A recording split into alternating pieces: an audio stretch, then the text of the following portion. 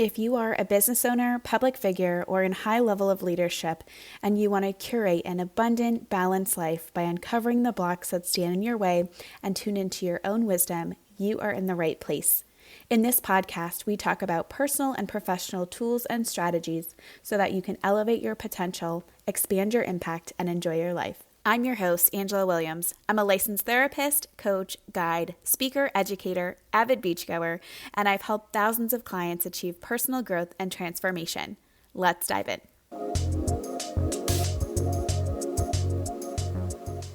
Hey everyone, welcome back to the show. Today we're going to talk all about the belief blueprint that I created to transform your emotions, thoughts, and beliefs.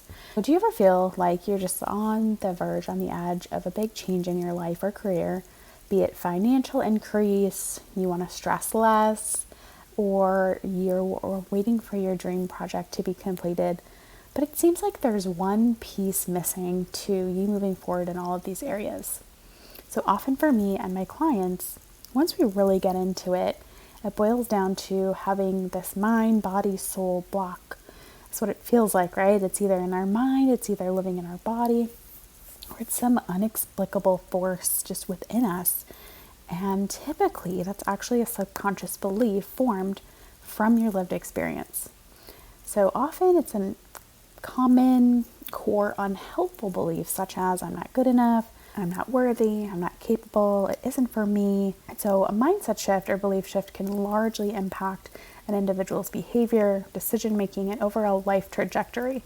So when individuals adopt a growth mindset where they see these traits as developable, they can become more resilient, they're more open to learning, and willing to embrace challenges. This shift can lead to improved performance, so not necessarily more work, but more efficient results, greater happiness, and the ability to pursue those higher goals and hobbies that you have, the fun things in life, right? So when you make a mindset shift, just think about it. You invest in yourself more, you get into the right rooms, you become extremely clear and simplify your next steps.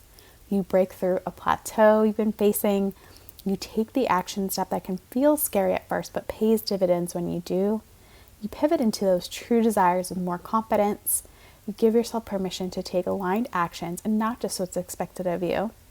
You allow yourself to relax and enjoy more of the success that you created and spend more time with your loved ones. You share and stand in your truth with confidence.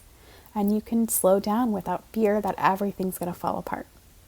Let's take an example with a study by Dr. Carol Dweck and her colleagues in 2007. What they demonstrated was that 7th graders who were taught about a growth mindset showed significant improvement in their grades in math over a 2-year period compared to students who were not given this information. This research highlights how changing one's beliefs about learning and intelligence can have a tangible, positive impact on academics, performance, and persistence. So think about that, right?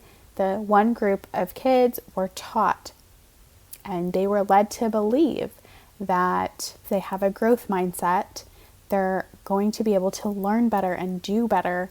And they did, right? So it's so important what we believe. I want you to know it's about your beliefs, not just your thoughts, because we're human and we have all sorts of different thoughts. We have thousands and thousands of thoughts a day.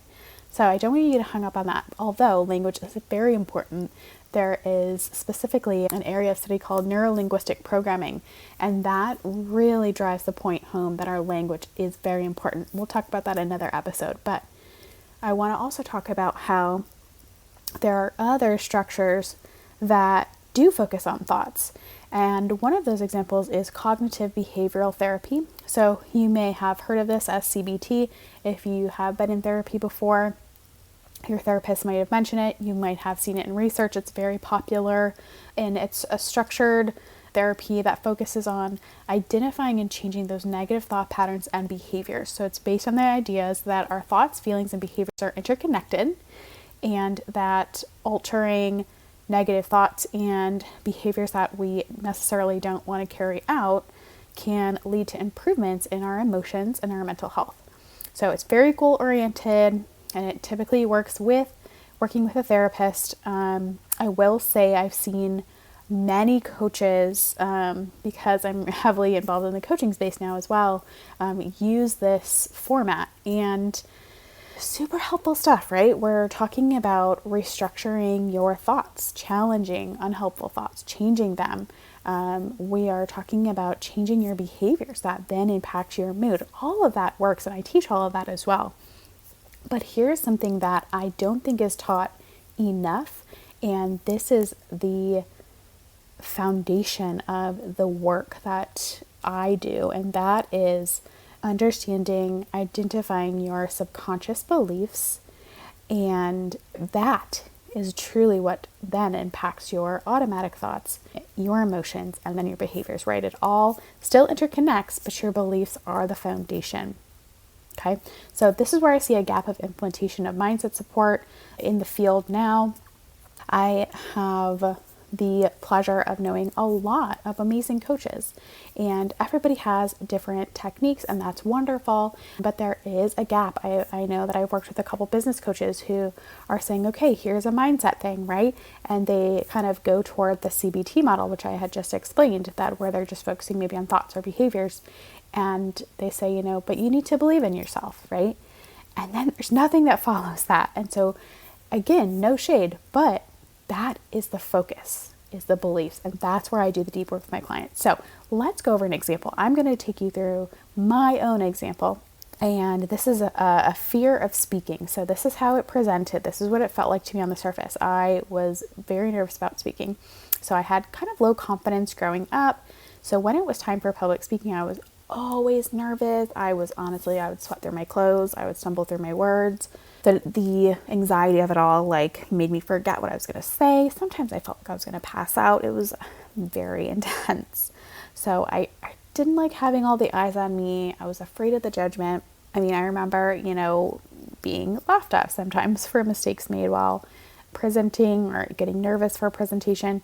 I remember specifically I was in middle school and we were playing this word association game. It was very heated. We were very competitive. My partner and I were up with one turn left. This was to win or lose the game. And I heard the word wrong. And my response lost us the game.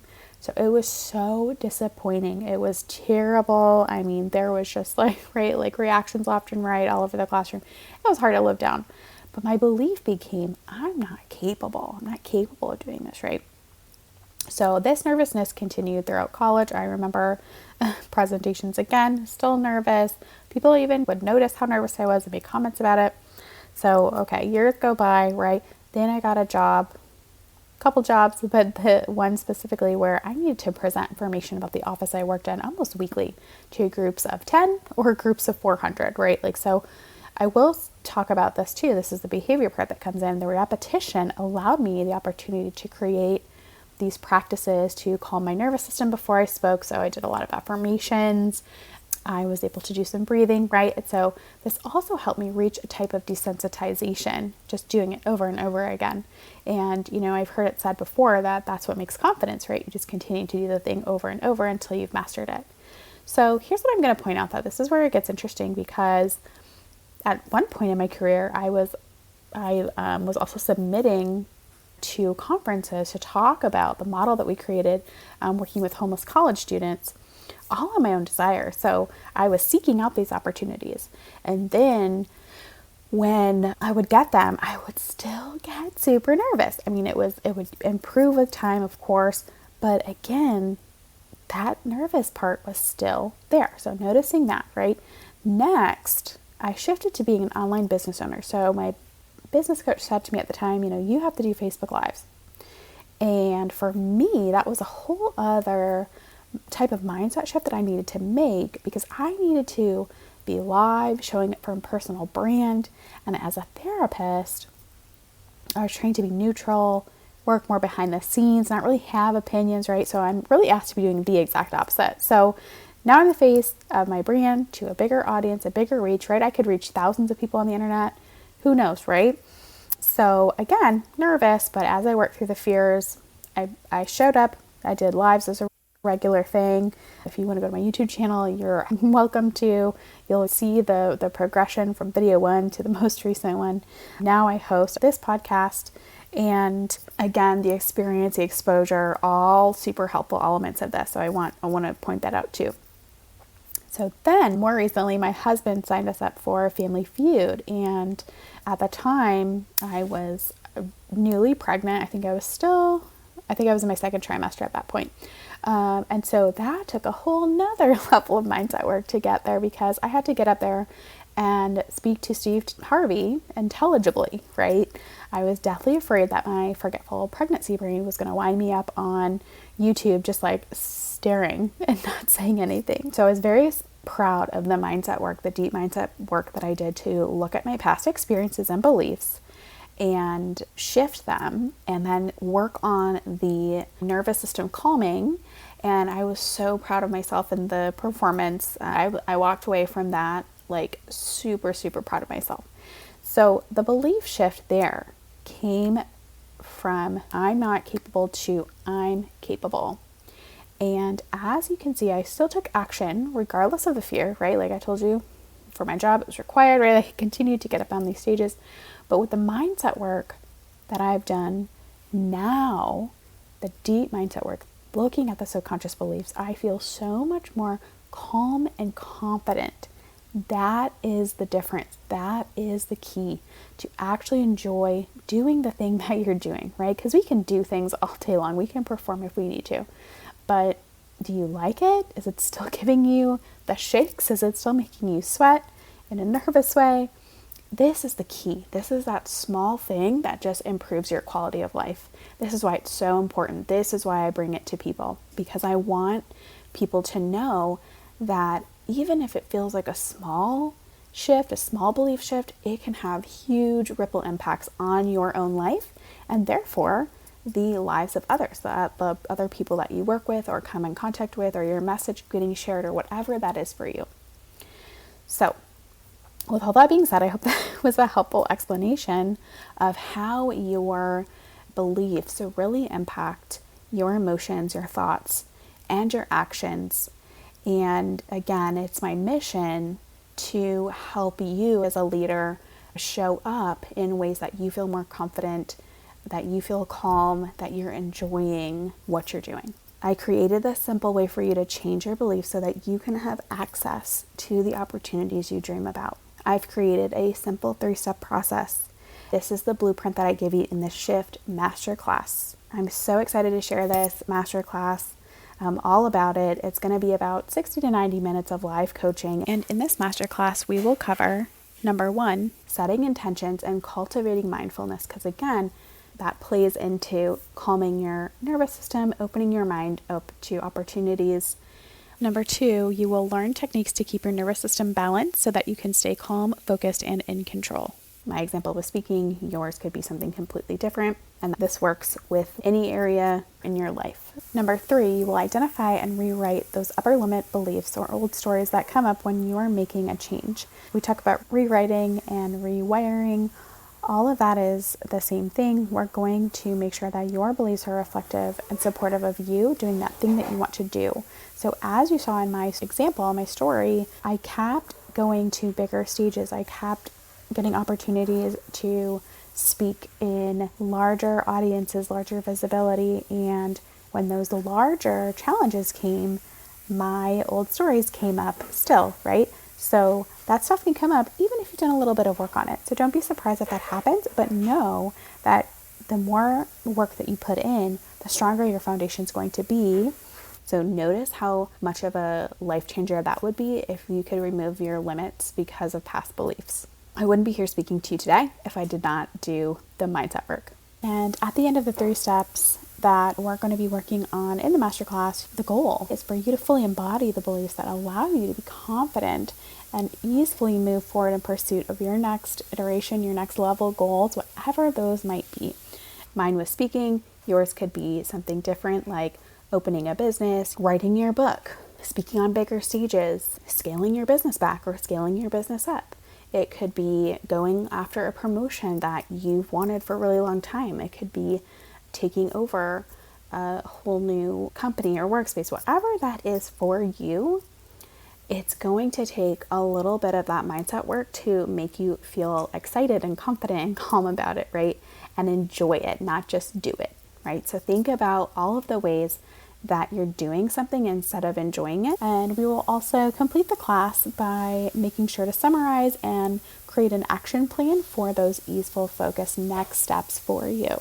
I want to invite you to the Shift Masterclass. This is what we're going to be working on together. We will do this in a confidential setting, small group of people. It'll be coaching via Zoom for 60 to 90 minutes. This is taking place Wednesday, July 10th at 2 p.m. Eastern Standard Time. And the replay recording will be available for a limited time if you can't make that time directly.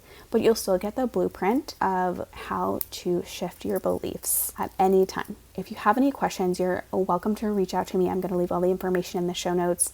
But I want to leave you with this. I want you to ask yourself, what needs to shift in your life? Until next time, take care. If you're enjoying the Bigger Braver Life show, make sure to subscribe and leave a review so this show gets to more leaders like you.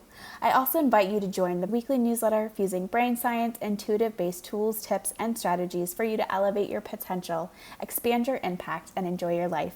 Get started at angelamarie.co.